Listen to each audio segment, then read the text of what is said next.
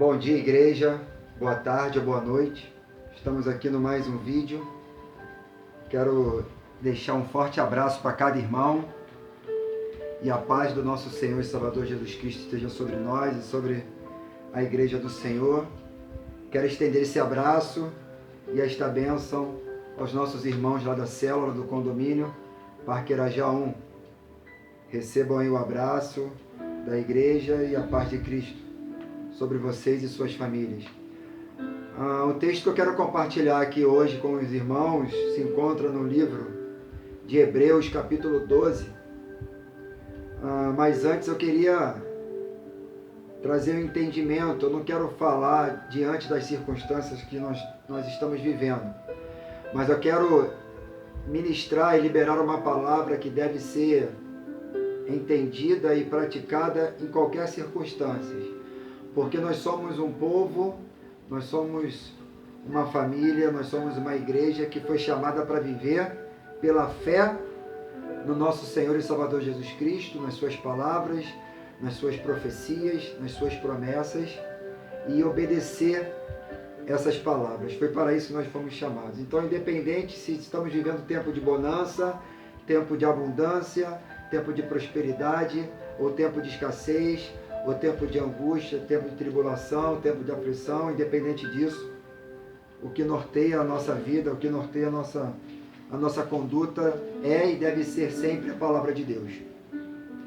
Romanos capítulo 15, como está aí na tela, para os irmãos acompanharem, diz assim: porque tudo o que dantes foi escrito, para nosso ensino foi escrito, para que pela paciência e consolação das Escrituras tenhamos esperança.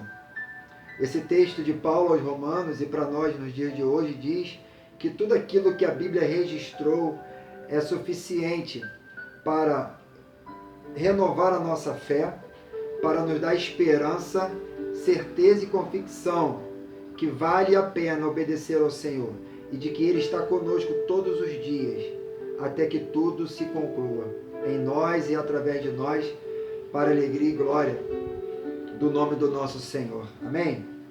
Eu ainda quero compartilhar outro texto para fechar o entendimento daquilo que nós vamos compartilhar em Hebreus capítulo 12, que se encontra lá em Deuteronômio capítulo 8, versículo 2. E aqui nós vamos entender o propósito das aflições, o propósito das dores que o Senhor permite chegar até nós. Lá no versículo 2 diz assim: e te lembrarás de todo o caminho pelo qual o Senhor teu Deus te guiou no deserto estes 40 anos, para te humilhar e te provar, para saber o que estava no teu coração, se guardarias os seus mandamentos ou não. E te humilhou e te deixou ter fome e te sustentou com o maná, que tu não conhecestes, nem teus pais o conheceram, para te dar a entender que o homem não viverá só de pão, mas de tudo que sai da boca do Senhor viverá o homem. Nunca se envelheceu a tua roupa sobre ti, nem se inclinou o teu pé nestes 40 anos. Sabes, pois, no teu coração que, como um filho, como um homem castiga o seu filho, assim te castiga o Senhor teu Deus. E guarda os mandamentos do Senhor teu Deus, para andares nos seus caminhos e para os temeres. Então nós vemos aqui, irmãos, o propósito pelo qual o Senhor nos conduz ao deserto ou permite que as aflições cheguem até nós, batam na porta da nossa casa. Nesse momento, o Senhor prova o nosso coração.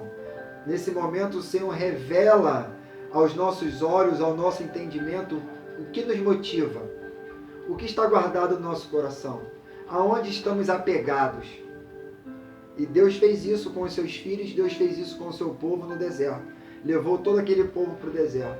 Se você acha demorado ficar uma semana, 15 dias, recluso, em confinamento dentro da sua casa, imagine 40 anos no deserto. Foi o tempo necessário para Deus provar quem era o homem, como estava seu coração. Nesse tempo, querido, é tempo didático da parte de Deus para nossas vidas. Deus está querendo nos ensinar algo e que possamos ter um coração ensinável. Amém? Que possamos aprender mas aprender corretamente, aprender com a palavra do Senhor. E nós temos então essa oportunidade de refletir sobre aquilo que estamos vivendo e perceber a boa mão do Senhor sobre nossas vidas. No livro de Hebreus, e agora eu gostaria que você acompanhasse a leitura, capítulo 12, versículo 1, eu grifei algumas palavras do autor de Hebreus, no versículo 1, e nós vamos estar lendo e acompanhando. Diz assim: portanto, nós também, pois que estamos rodeados de uma tão grande nuvem de testemunha, deixemos todo o embaraço e o pecado que de perto nos rodeia e corramos com paciência a carreira que nos está proposta. Aqui nós percebemos muitas coisas que o autor, pelo Espírito Santo, está trazendo para nós. E ele começa o versículo 1 dizendo, portanto, ou seja, ele está fazendo referência ao capítulo anterior, capítulo 11 de Hebreus. E no capítulo 11 de Hebreus vai trazer ali a relação dos heróis da fé. E eu queria exortar você antes, ler esse texto, capítulo 11. Ele vai falando sobre Abraão, pai da fé, sobre Raabe, sobre reis, sobre profetas, sobre homens e mulheres comuns que receberam a visitação do Senhor, receberam o chamado do Senhor, receberam uma direção, uma ordem do Senhor, e contra tudo, contra todos e contra as circunstâncias, creram e obedeceram. E aí no capítulo 12, no versículo 1, então ele inicia dizendo, portanto, nós também, pois que estamos rodeados de uma tão grande nuvem de testemunhas. E eu queria falar sobre essa grande nuvem de testemunhas.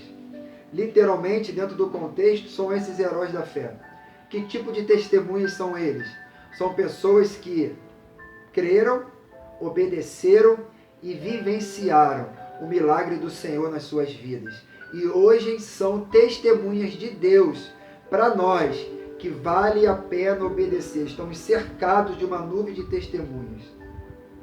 Ou seja, se precisarmos de testemunhas para falar que vale a pena, se precisarmos de testemunhas para falar para nós que nós precisamos obedecer, andar em santidade, crer no Senhor, que vale a pena, temos uma nuvem imensa de testemunhas. Cada um deles testificam, testemunham que a palavra e as promessas do Senhor são verdadeiras. Mas eu quero falar também de uma outra grande nuvem de testemunhas. São as pessoas deste mundo que estão olhando para nós e esperam encontrar em nós a mesma esperança, a mesma fé, a mesma convicção que aqueles homens creram e viveram. Então nós temos duas nuvens de testemunhas que nós podemos aqui estar compartilhando nessa manhã, ou nessa tarde, ou nessa noite. Aquilo que precisamos para a nossa caminhada, a palavra do Senhor no capítulo 11 nos apresentam pessoas, assim como eu e você, falhas, mas que obedeceram, estão dando testemunho. Nós também temos um desafio de sermos exemplo, como esses homens, esses heróis foram, essas mulheres foram, do passado, que foram registrados, aqui como o texto de Romanos nos ensinou, foram registrados para nosso exemplo, para nossa edificação. O mundo olha para mim e para você, que se diz cristão, igreja do Senhor, e espera encontrar em nós uma postura diferente diante das circunstâncias, sejam elas boas ou ruins. Uma postura diferente daqueles que se dizem crer, daqueles que se dizem filhos de Deus, daqueles que receberam o chamado do Senhor para negar a si mesmo, tomar a cruz e seguir o mestre dos mestres. E aí então ele continua, então ele nos dá uma orientação diante dessas testemunhas que nós apresentamos, tanto aquelas antigas que edificam a nossa fé, quanto aquelas testemunhas que estão buscando em nós esperança. O texto de Hebreus continua nos exortando, nos ensinando, dizendo, deixemos todo o embaraço e pecado que de perto nos rodeia. É tempo nesses dias de olhar para nós e perceber aquilo que tem nos impedido, queridos, não apenas de caminhar, mas de correr para cumprir os propósitos do Senhor.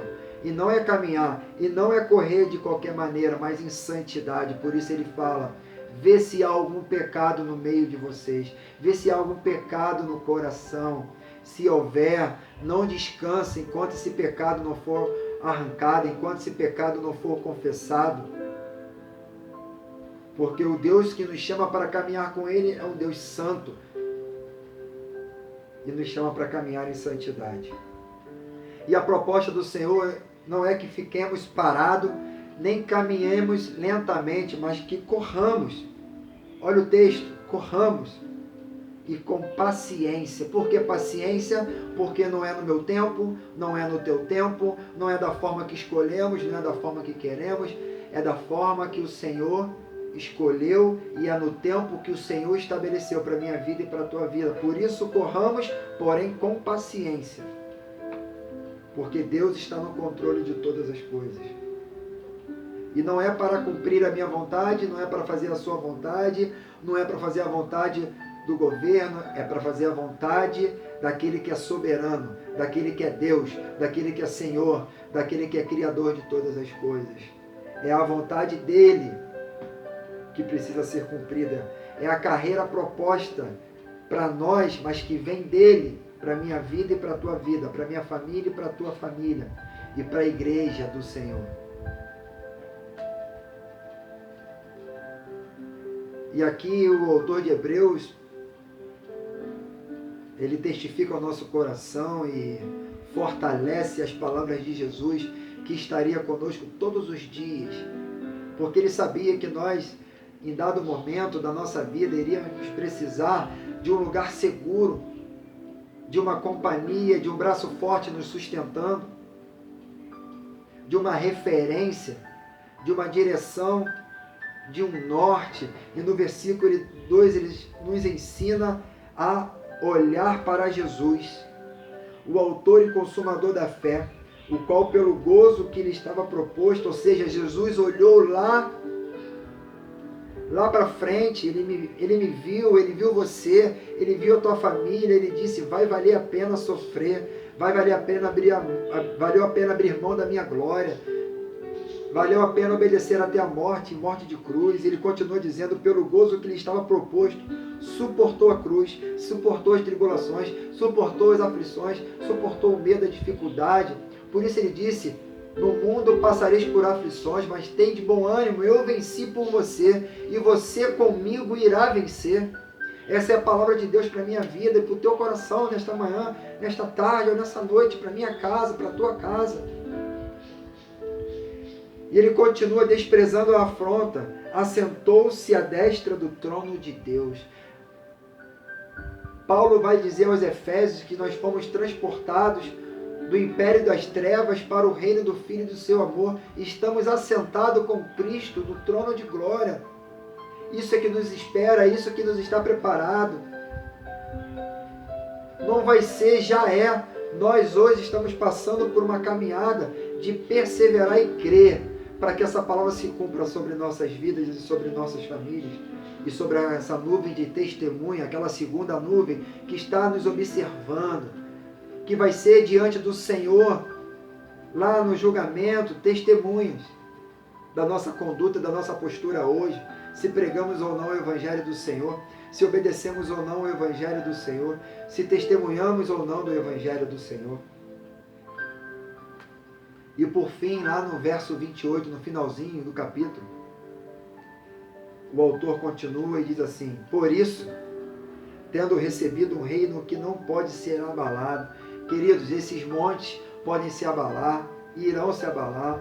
As notícias que abalam o nosso coração virá e abalará a nossa fé, mas nós não vamos esmorecer, nós não vamos ficar prostrados em nome de Jesus. Eu libero essa palavra sobre tua vida nesse dia, porque o reino no qual o Senhor nos estabeleceu é um reino inabalável. Ele não pode ser abalado. Ele é a rocha que nos sustenta. Ele é o abrigo seguro. Ele é o lugar onde Satanás não pode nos tocar. Nós somos a menina nos olhos de Deus, estamos sobre a mão do Senhor Todo-Poderoso. Quem poderá nos separar do amor de Cristo? Estando no Senhor, estando na luz, andando pela fé em obediência, o maligno não pode tocar na minha vida, nem na tua vida. E ele continua, retenhamos a graça. E precisamos entender que essa graça, ela não foi de graça. E não é para vivermos uma vida de graça. Essa graça custou caro. Custou o sangue do Filho primogênito e inocente de Deus. Para vivermos uma vida comprometida, séria, uma aliança com esse Senhor que morreu por nós e que nos sustenta nos dias de angústia, para não murmurarmos, para não blasfemarmos, mas também no tempo da bonança, para não nos afastarmos dele, querido.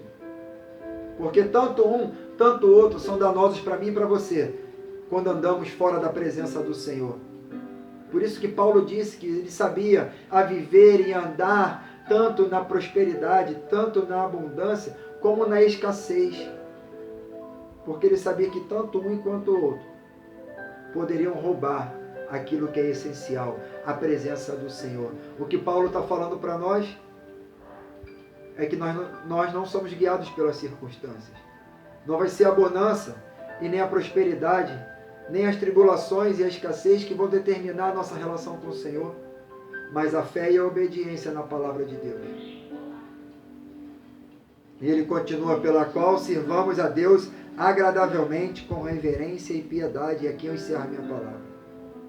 Nós estamos nesse mundo para satisfazer a vontade de um Deus que nos criou e morreu por nós naquela cruz. Nós vamos à igreja não é para satisfazer a nossa vontade, mas para satisfazer a vontade do Deus da igreja, do Senhor da igreja, daquele que está esperando o nosso culto, o nosso serviço, a nossa oferta. Nós estamos aqui para a glória de Deus. E devemos servi-lo da maneira, não que queremos, mas da maneira que Ele estabeleceu, para que eu e você o sirvamos. Da maneira que lhe agrada, com reverência e com piedade. Em algumas versões vem em amor. E não dá para servir Ele, não dá para servi-lo, não dá para agradá-lo, se não agradamos o nosso irmão, se não amamos o nosso irmão. Eu quero deixar essa palavra para você nesse dia, queridos. É tempo que o Senhor está nos dando uma lição. Nesse mesmo capítulo, Ele vai dizer, se você está sendo corrigido, se você está sendo disciplinado, é porque você é filho. Porque um homem disciplina seu filho, muito mais o Senhor. Ele está te disciplinando, está te ensinando a viver pela fé. Ele está nos ensinando a viver e a tomar uma postura diante das circunstâncias aí, que sirva de exemplo para aquelas pessoas, para essa grande nuvem de testemunho que está olhando para nós hoje, para a igreja do Senhor, para encontrar um lugar, uma esperança, uma saída. E você, em Cristo Jesus, é essa saída. Que o Senhor te abençoe e te guarde. Que o Senhor faça resplandecer o seu rosto sobre ti. Que o Senhor tenha misericórdia de ti e sobre ti o Senhor levante o seu rosto e te dê a paz.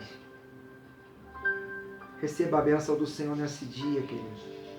Que a graça do nosso Senhor e Salvador Jesus Cristo e que o amor de Deus, o nosso Pai, que a ação do Espírito Santo, o consolo, esta palavra que está sendo ministrada, se encarne no teu coração hoje, seja viva e transformadora no teu coração hoje. E que as circunstâncias não te levem nem para a direita, nem pela esquerda, mas a palavra do Senhor seja a direção, que o Espírito Santo que habita no teu coração seja a direção, seja o consolo no teu coração, e através de você, o consolo e a direção do Senhor chegue ao teu vizinho, chegue à tua casa, à tua família, chegue a todos aqueles que cruzarem o teu caminho hoje e para todos sempre. E que a igreja do Senhor diga amém. O Senhor te abençoe, em nome de Jesus.